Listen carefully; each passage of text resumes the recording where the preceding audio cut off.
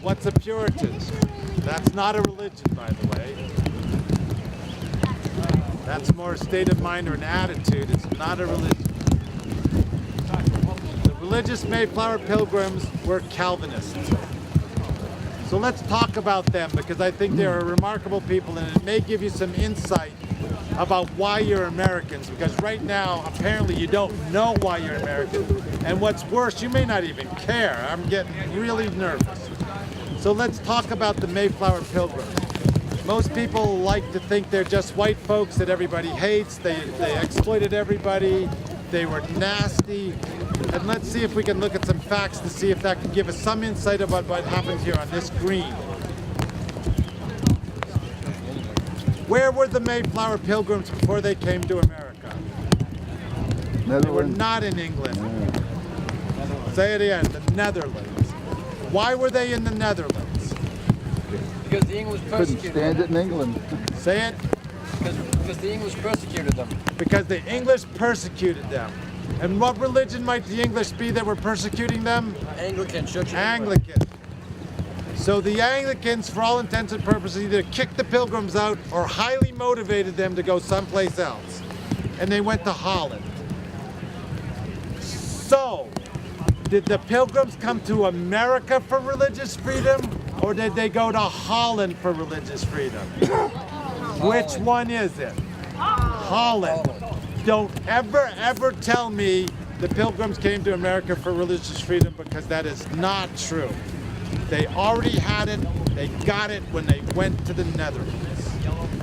How long were they in the Netherlands before they came here?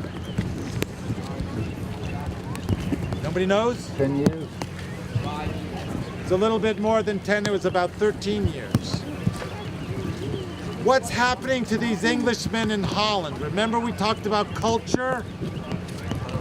What was happening to those English families in Holland for 13 years? You're being corrupted. Assimilated. They're being corrupted. They're being assimilated.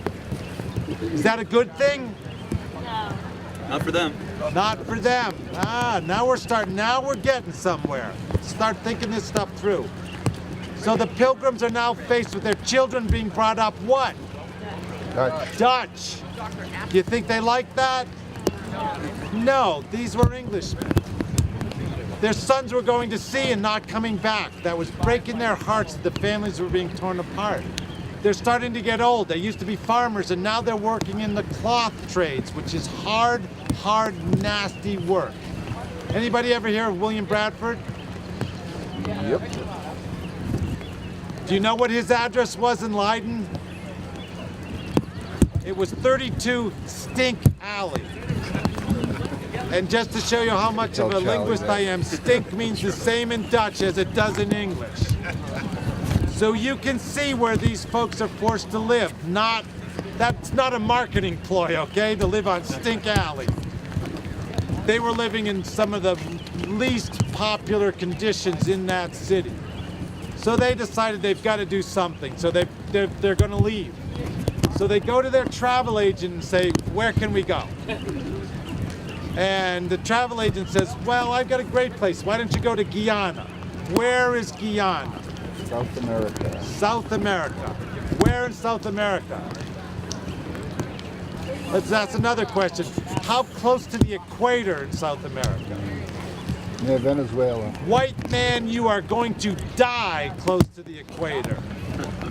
By the way, what's the next country next to Guyana? Venezuela. Suriname. And who owns Suriname? French. The Dutch. So that travel agent was essentially trying to get these guys to be colonists for the Dutch trade and get them over to the New World, help build an overseas trade. The Pilgrims kind of said, thank you, no, we're not interested in going down there and having everybody die. Now we're talking about 1620. Do you think the Pilgrims knew about Jamestown, yes or no? No. Try the other answer. Yes. They absolutely knew about Jamestown. Can any of you tell me what the death rate was for the first 10 years? Everyone. In Jamestown? Everyone. Nice. Nice. Now, to some extent, if you looked at a certain number of standard deviations, you're actually correct. 93% of the original 1,700 immigrants to Jamestown in the first 10 years are dead. 66 are left alive. 93% mortality rate. So, your husband comes to you and says, yep, we're going to the new world, and 90% of the family's gonna die. What do you say to him? Okay, let's go. No would probably be the nice short version. I suspect there were some others. But guess what? Did you really do it? Yes. And you did it over and over again. Why are you American? What makes you American? Crazy. Thank you, but now we're getting somewhere. Think about the risk profile of the people that came here versus the ones that did not. Are Americans risk takers on average? Yeah. I think that's absolutely correct. And there are some scholars that look at this stuff and can sort of track this American trait of I'm a zipperhead and I'm proud of it. So this willing to take on that risk, I'm not sure that I would have done that, knowing that that voyage would have been the end to a heck of a lot of my family.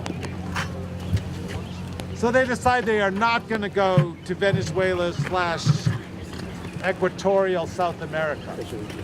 They decide they're going to go to the northern parts of Virginia.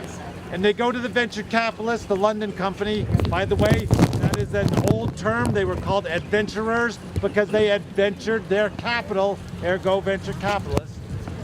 And the London company set them up for the northern parts of Virginia and gave them a charter that's King approved to come to the northern parts of Virginia. Where were they going? I need a specific. Where were the Pilgrims supposed to go? Northern part of Virginia. Where is northern Virginia? Chesapeake. Chesapeake. Western Wrong. Virginia. Virginia. Ignore Virginia. I'm going to give you a hint. Don't say Virginia. No. The western part. The western. They were. Who said New York? What kind of wacko are you? New York. Guess what? The guy's right. The North River was the northern boundary of their charter, and the North River today we call the Hudson River. They were supposed to settle what is today New York City. That's the northern parts of Virginia. Where did they go? Cape Cod. Cape Cod. Now that ain't exactly, that's not New York. What's going on? Well, Christopher Jones and Captain the Mayflower on the way to New York going down Chatham almost ran aground on the sand shoals there, said, it's too late this season, we're 3 months later than we should be. The next time we try this, it's gonna be even worse. I'm gonna take to a nice safe harbor, been there before, lots of people have been there, we're in the hook of Cape Cod. Were they there legally? No. They are illegal immigrants. I'm not being cute. They had no charter to be there, and they knew it. Because of that, there was a mutiny aboard Mayflower. You all knew that, right? Of course not. There's a mutiny, and there's 3 political parties in this mutiny. Help me out on who they might be. Come on, folks. Let's think it through. Who is aboard Mayflower? Alden. Hired crew. The crew. You're the guy that gets the toughest one. The ship's company is part of the mutiny. Because they're stuck with Mayflower through the winter. They're not going back across the North Atlantic. They will die. So they've got a say in what's happening there. What are the other 2? The religious pilgrims themselves. Who's the third group? They weren't called strangers. Who are they?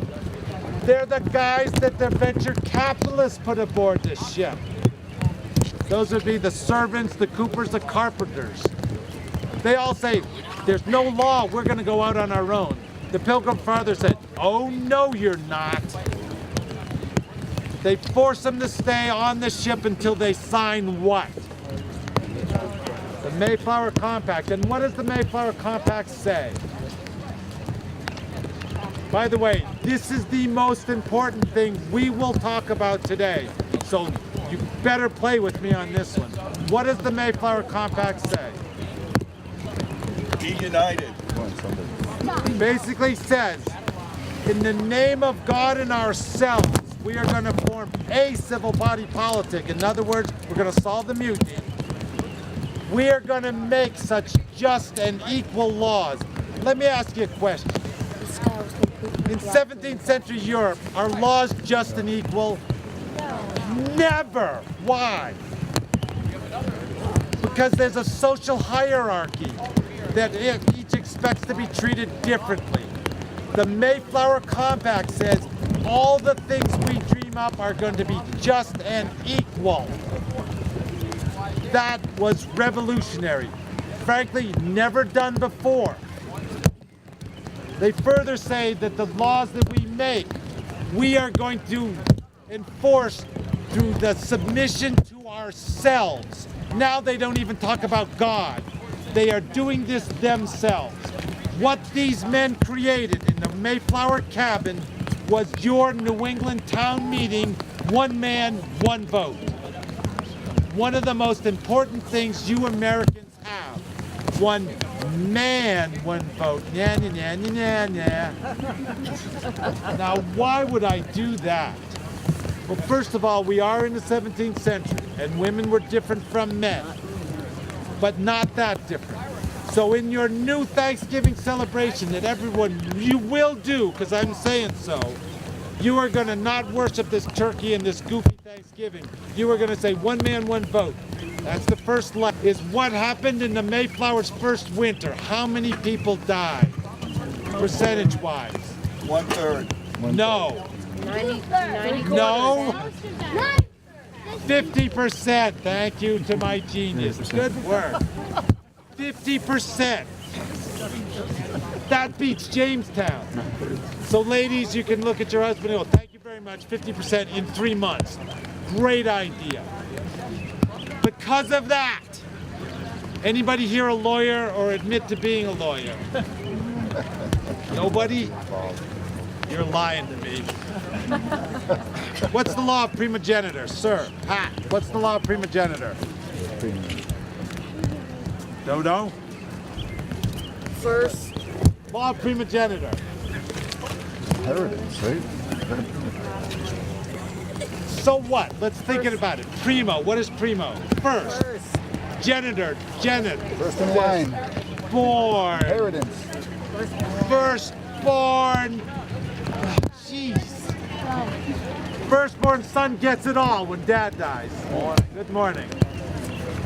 With 50% mortality, they figured out that that law is not going to work here in America. So they scrubbed it. They canceled the law. Who gets to own property when dad dies? No one. The widow, the daughters, and all the sons. Women owned real property in 1621, courtesy of the Mayflower Pilgrims. We men are legal entities. But if I'm entering into a contract with you for marriage, what must you be? A legal entity, and thank you, you now have the third leg of the new sacred Thanksgiving stool. Women are legal entities, able to form contracts. Now you own part of the heifer that's kind of hungry, and you own some salt marsh that you cannot eat. What might you two do? You might write a contract for some of that salt marsh to feed your cow that gives you some milk, or maybe even a part of the heifer some beef. If you're going to start doing contracts, what skills did you better have? Writing. And if it's an economic transaction, Math. you better know your sums or your ciphers.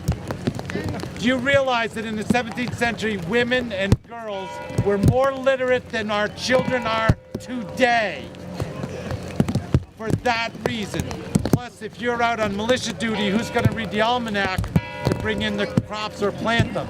So women had to read. and you had to teach your kids, again, who's going to read the Bible? You had to have those skills. I'm telling you, folks, this is why you're American. One man, one vote. Women own real property. Women are equal legal entities in Plymouth Colony, forming contracts, equally able to read and write as anybody else is.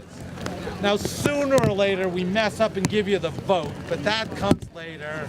That's a different sort of somebody else's talk, not mine. But that is what makes this place revolutionarily different from any other place on earth. In 1621, Plymouth Colony. You've got these crazy risk takers doing things that no one else has ever done. Is that worth fighting for? And I'm going to argue, yep, that's why I'm going to be on this green. And as you can see, things are starting to happen. The alarm bells are ringing. It looks like nobody's going to say the sun's coming out, that's for sure. But it looks like the sky is brightening and something's going to happen. Boy, this is the thinnest turnout that I have ever seen doing. But it is a pretty nasty day, isn't it? So what have we guys, did you guys learn anything today? Is there something you're going to do? Something you're going to think about? So you're going to think about whether this taxation and representation is a good thing to teach our kids about why there's a revolution. Because maybe not. Maybe it's a little bit more subtle than you think. You're going to revere these pilgrims for the new stool you get to sit on at Thanksgiving, because that's stuff you didn't know, and it is wicked important. It's wicked important to your kids. Everybody needs to know that stuff. We did it. Nobody else thumped this stuff up.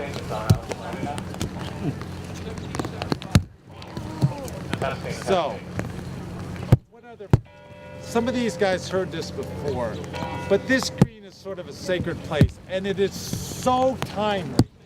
If you've heard this, just ignore it, but these guys I know haven't. We do research all the time trying to find out the truth, which is sometimes quite elusive. Does anybody know how many men were killed on this green on April morning? A lot of them. It's not 7, it was 8. 8.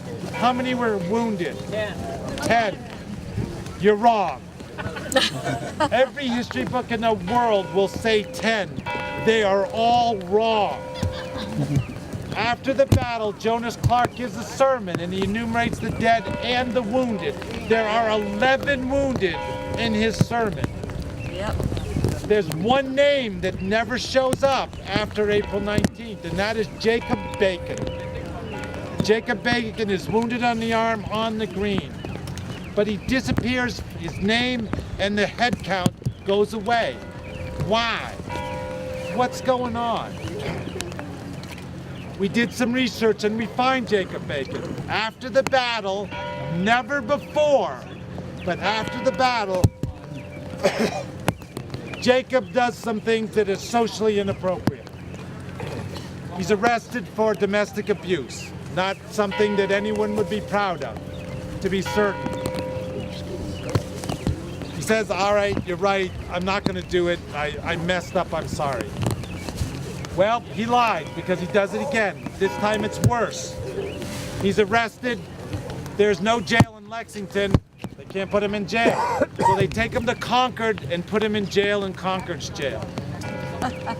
Jacob takes his jackknife and kills himself. That is why he's expunged from the Greens. However, did you hear my story? Before he fights on this green and is wounded, he seems to be a model citizen.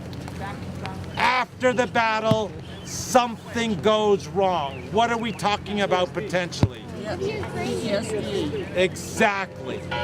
The things today that we worry about are fighting men and women coming back with, that could have been what Jacob Bacon's problem was. I find that to be absolutely poignant. So it is so personal, the stuff that happens on this green, and we can learn from it. And isn't it a shame we didn't learn for 230 some years for poor Jacob Bacon? So who am I? Do you guys know? Some of these guys know. I usually portray, and I will today, Jedediah Monroe. I'm giving that to somebody else, and from now on, I'm going to be Jacob Bacon. Because it matters that much to me to get this guy's story out because it might not have been his fault. Here, take my And wife. it's just so timely. So there you go. Was his wife a Tory? Say again? Was his wife a Tory? Was his wife a Tory? Now that's not fair. Jeez, I have no idea.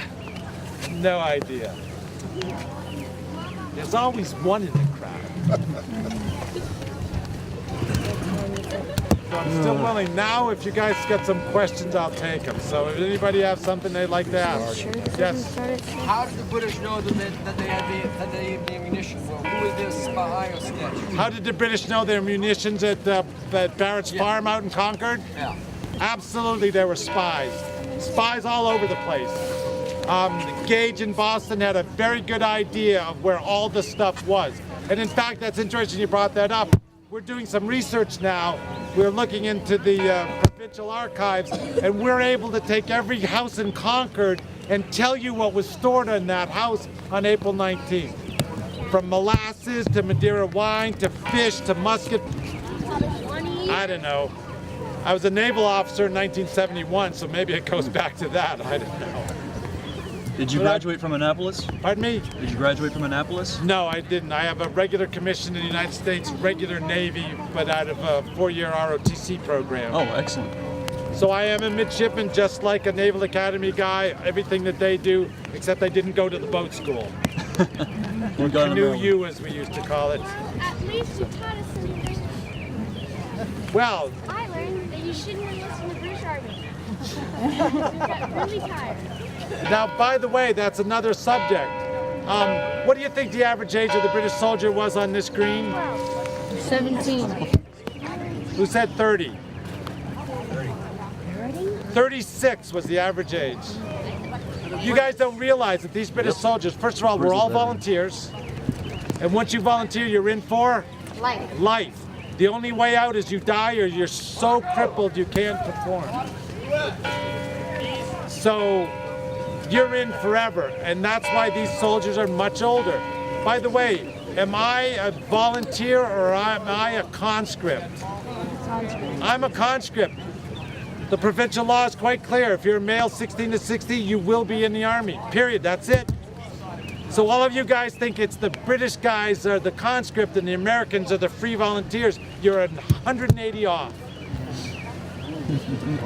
Isn't this history stuff really cool? It really is. And it's timely. When I was in Vietnam, were everybody, were they volunteers or conscripts? What about Afghanistan now? Volunteers or conscripts? 100% volunteers. So it's really interesting to go through that kind of stuff to see how things change. So as we get closer and closer to this fight, I'm going to keep asking, what is so important to you Americans that you would put your life at risk? What value do you hold is so important that you would do that? You don't have to answer that. Just going to say you don't have to answer that question, but you better have the answer in your mind, because you never know when society may ask you to make that sacrifice, or worse, your children will have to make that sacrifice. No, I don't mean to be maudlin, but have you ever thought about what might happen to your kids in 10 years? If you haven't, I would argue you should use some brain power at some time to think about that. Because if you don't, it's going to be a bad day. Trust me, I had one of those. It's not fun, so don't do it. Think about this stuff. Be an active citizen, because it actually is easier on you than if you were a passive citizen. What happens to passive citizens? What happens to sheep? They become subjugated. What happens to sheep? Very good. I like that one. So my crew here, I own you guys. We are active citizens, right? Interested, charged up, energetic, excited, Americans that are going to sit on a three-legged stool at the Pilgrims. And what are the three things? Come on now. Don't let me down. What are the three things? One man being able to own property. And women can't enter into contracts. Them being able to sign contracts. I'm listening to my G. There you go. One man, one vote. One man, one vote. Women own real property, and women are legal entities, able to form contracts and do all the other stuff except vote. By the way, Massachusetts Bay did not have. That is a very Pilgrim thing. Massachusetts Bay did not treat women in the same way, which is kind of too bad for them, but Plymouth was the place. That was a small group of people that just did things differently. And I think we should thank those guys, every single one of them, including the being two we know of that were on the green. That would have been the 10th of Foot, which was Smith's regiment, and the 4th of Foot, the King's Own. The 5th of Foot went that way. They were here, but we can't prove they actually got in the fight and fired. We know for sure the 10th and the 4th did. So those three. Yep.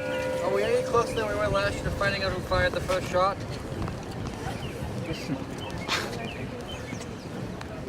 Who fired the first shot? All together now. An idiot. Thank you. An American fired the first shot. Absolutely. And where did he fire it? Right behind the sun. A quarter of a mile down there. Did his musket go off? No. No. Was it loaded? No. We don't know. We just know it flashed in the pan. And because of that, Smith stops the column and has the British column load because they were unloaded on the march in here. That American, which is documented, the British officers, two British officers, mentioned that he jumps behind a wall and points his musket at the men, pulls it, but it misfires. That's what causes Smith to have his men loaded. Without that, there may not have been a fight on the green. So I know who causes this fight. It is an American. Now, who fires the shot near her that starts the fighting? No one really knows that for sure. But I think it was an American. I mean, I think there's virtually no doubt that it was an American. Because if the British had done it, they would have admitted that. The officers were very honorable men, and they're military guys. They will write down in their after-action report what happened. And they said it wasn't us. On the other hand, for the propaganda war, what is the Americans going to say? Of course, it's got to be the British. So I'll ask you, who would you believe? Fake news. The Americans. Did you describe Ah. all your Would I describe all my gear? Clothes. So I am dressed according to the militia law, the same October 29, 1774 that does the Minutemen. It specifies precisely what a militia guy is supposed to do. Number one, all males 16 to 60, Second Amendment, must own a firearm. You don't have one, you go to jail. Little different than what we're going through in our modern society. You must have a firearm. You must have a hat. Okay? You must have a canteen suitable to hold a quart, a blanket, a knapsack, a secondary arm. When it's raining, is this thing gonna work? Is this gonna work?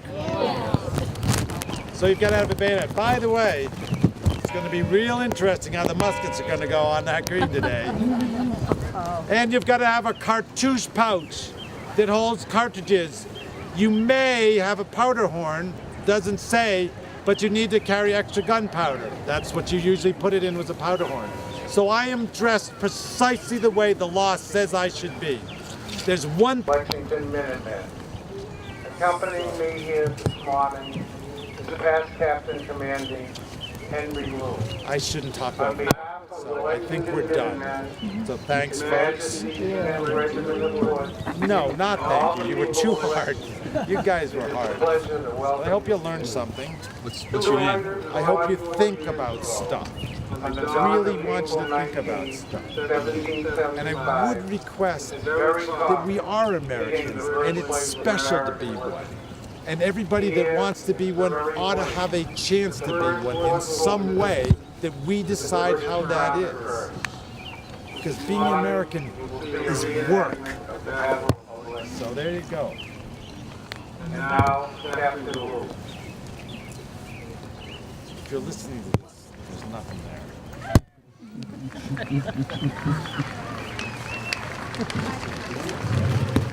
Good morning. Thank you all for coming to witness our portrayal of the first battle of the American Revolution. On the field today are the Lexington Minutemen, led by Captain Commanding Larry Conley, portraying Captain John Parker. Also on the field later will be His Majesty's 10th Regiment of Foot, led by Lieutenant Colonel Robert Palatka, portraying Major Jonathan Cairns. Also among the Crown Forces today are the 1st Foot Guards, the 4th Regiment, and the 16th Light Dragoons. Before I paint the backdrop, I would like to take this moment and thank the hard work of all the men and women of the Lexington Police Department, Fire Department, Department of Public Works, the Lexington Historical Society, and the Town Celebrations Committee for their tireless efforts throughout the night and throughout the many years supporting this event. Thank you for helping us to keep this important part of history alive.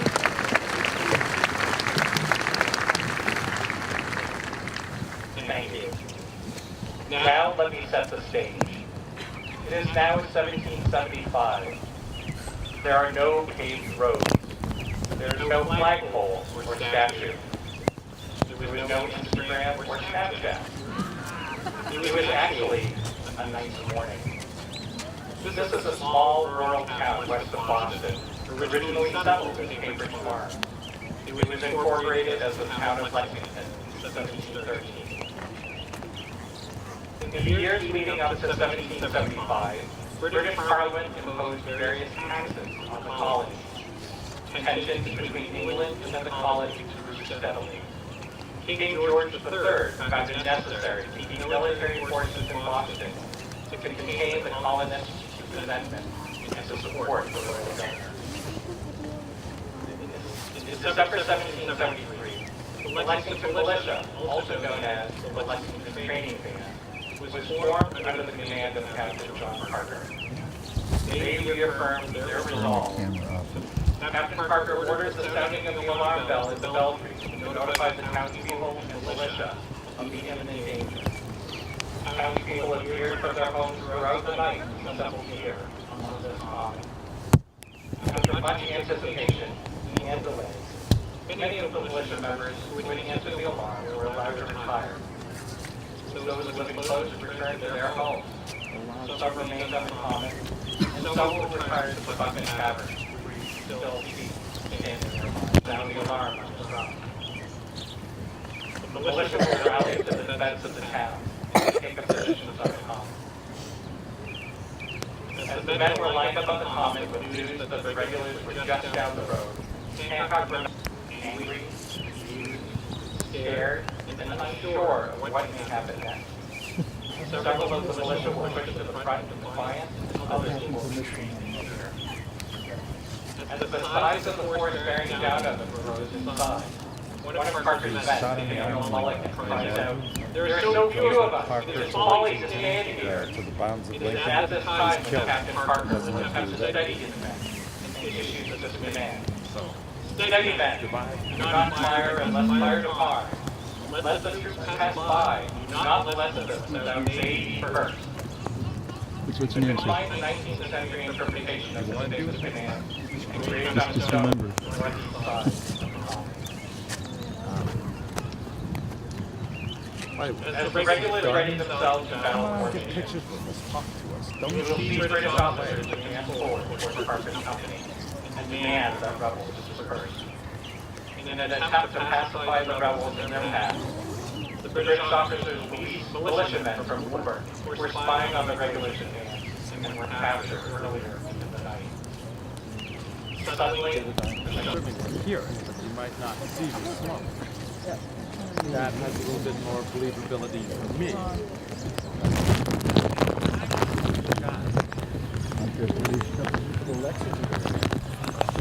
No, well, that's not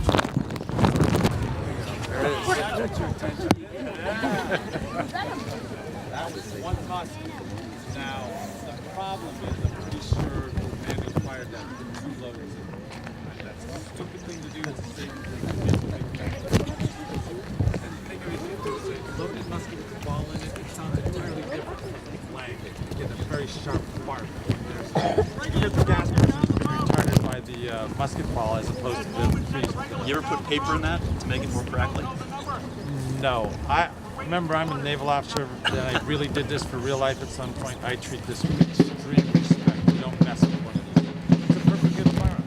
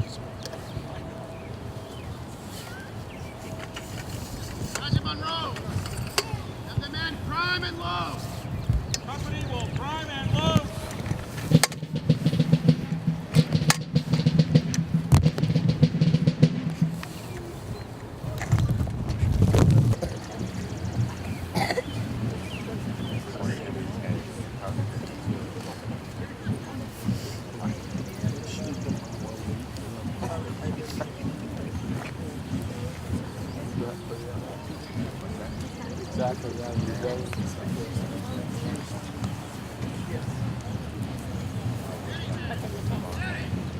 famous spots.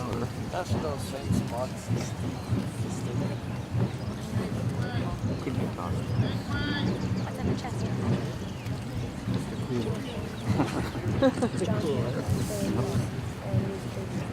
Doing a Coors Light commercial right now. Here we go.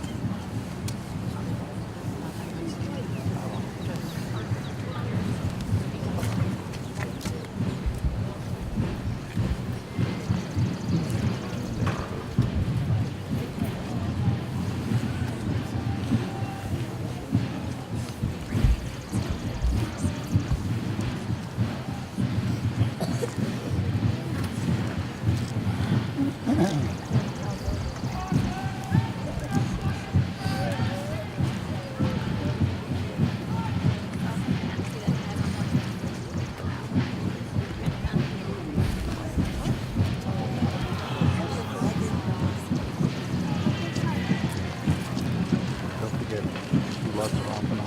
Okay? Yep.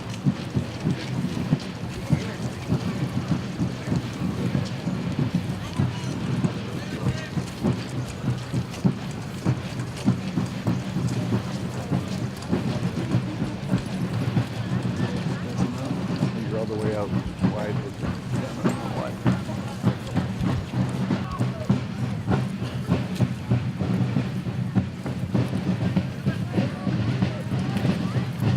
Go on.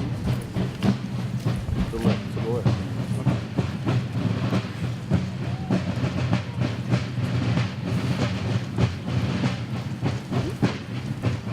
Steady.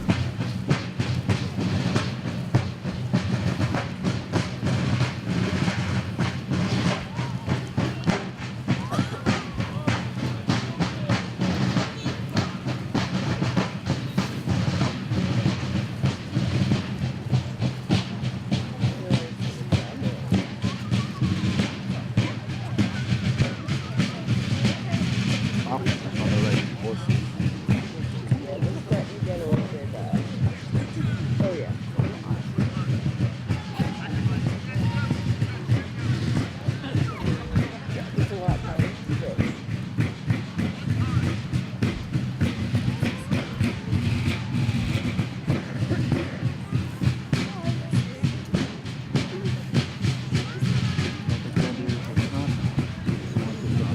Oh, sorry.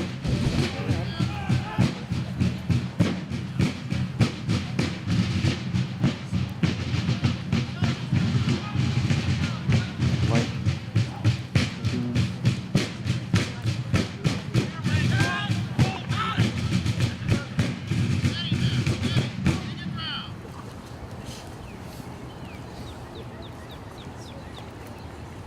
Disperse, you rebels! Lay down your arms! Return to your homes! Disperse, damn you!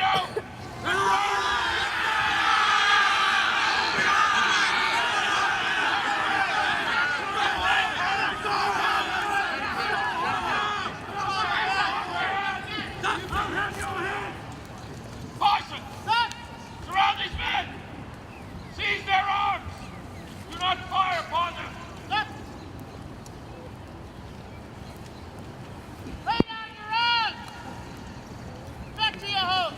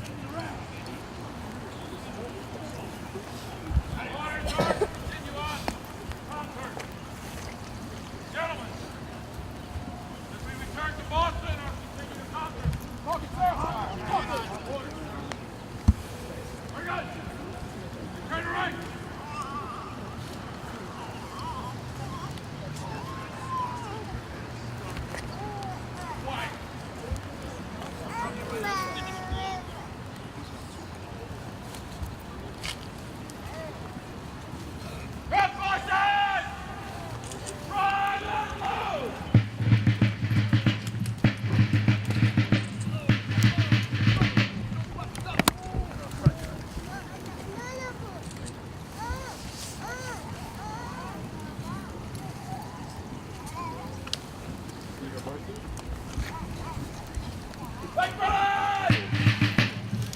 Freeze down! Fire! Let's go, Sherlock!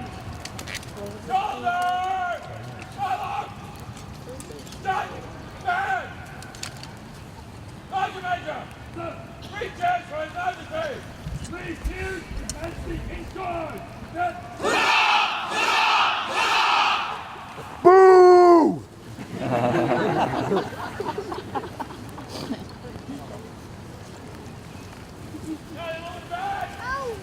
The company! On the right! Private sector! Advance!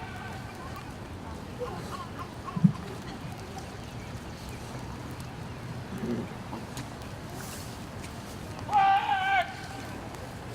March!